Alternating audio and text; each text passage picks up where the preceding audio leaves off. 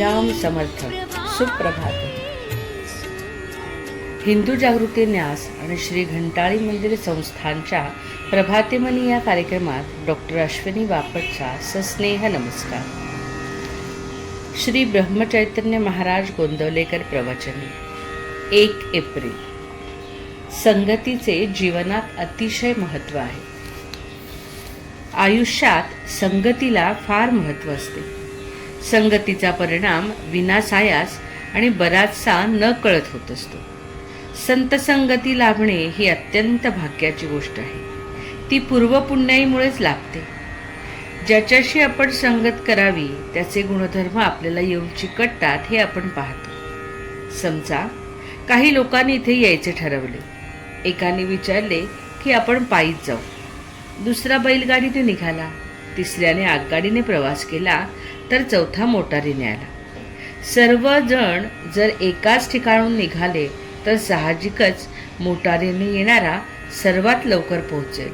म्हणजे ज्याच्याशी संगत केली त्या वाहनाचे गुणधर्म त्याला विनासायास लाभले. संगतीची दुसरी गंमत अशी की ज्याच्या संगतीत आपण जातो त्याच्या पुढे आपले कर्तृत्व लोप पावते. इथून पुष्कळ मुले शिक्षण घेऊन पुढे कोणी वकील झाले तर कोणी डॉक्टर झाले. परत इथे आल्यावर त्यांनी इथल्या मुलीशी लग्न केले.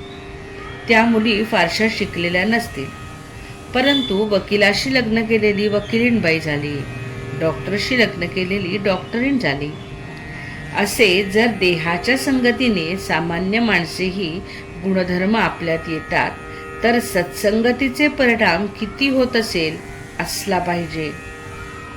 आपण तिकीट काढून गाडीत बसतो. आपल्या शेजारी कोण येऊन बसले ते आपल्या हातीत असते.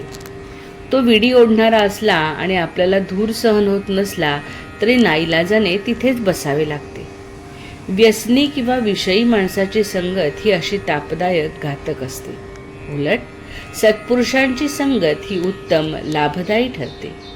सत्संगतीपासून सद्वासना आणि सद्विचार प्राप्त होतात. एखादा साधू बैरागी असेल, झाडाखाली बसला असेल, तो स्वतः उपाशी असेल तर त्याच्याकडे येणारी मंडळीही उपाशी राहतील.